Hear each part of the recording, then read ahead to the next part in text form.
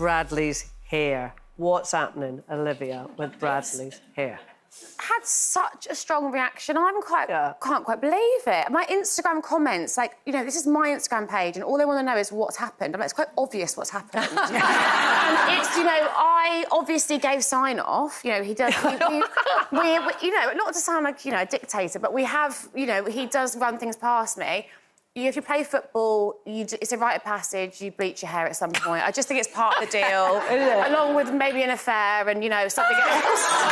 Would you sign off on that as well? I love that you're so sanguine about it. That's excellent. I'm sure he'll be very relieved to hear it. It's just part of the, you know, something they all do. So he asked me... I actually like it. I genuinely do. I think this sounds like a lie. It sounds like I'm doing that thing when you show someone you fancy on Instagram. It's better in real life. It doesn't photograph that well. Yeah. But I will tell you, when it was a couple of days in, I did roll over one morning, slightly hungover, and I saw the back of his head, but I thought I'd made one of the worst decisions of my adult life. I was like, oh, my God, I'm married, I've done it, I've cheated. But no, it was Brad. But I had the same thing to an extent, because my husband dyed his hair blonde for a Barbie New Year's Eve party this year. Amazing. I'm afraid I haven't got photographic evidence, and I'm afraid I wouldn't be able to share it, because he'd kill me. But the thing was, I looked at it and I thought, that looks what's wrong with you? You know, you're a 54-year-old man, you know.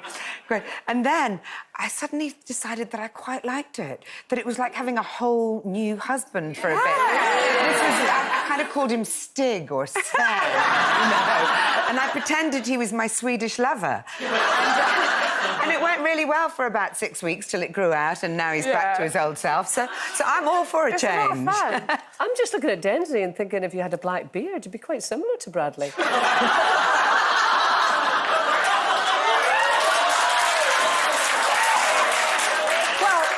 Oh, dear. I'm giving my Captain Hook at Christmas, and I had a photo done and the tash painted on. And Lincoln said to me, why do you need to paint the tash on? You've got a good enough one yourself.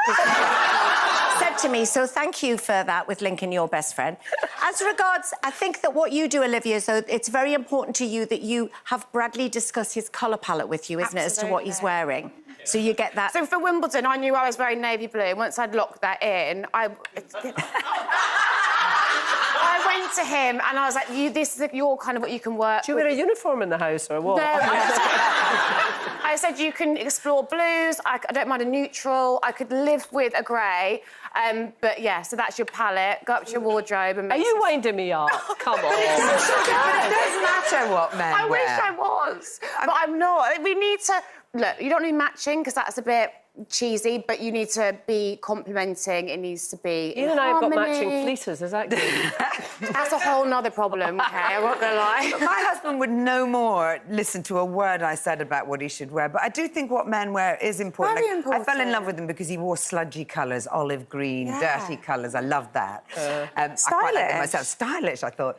But I did once go for lunch with a man who I really, really fancied. I'd just met him a couple of days before. He arranges to meet me for lunch, really excited. And he turned up in a blue shirt with, like, little mini guitars all over it. No. And he was in his late 40s, and I just thought, no, it's just all wrong, and I didn't even stay for dessert. The men in my life, from my dad down, just always want to look like me. I think we could look.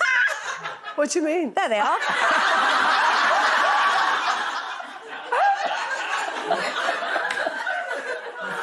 It's so good. It's so good.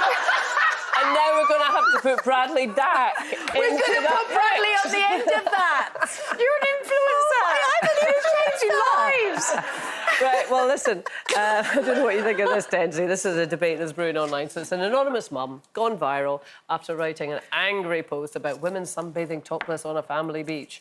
She said the culprits had, and I quote, no sense of right or wrong and had ruined her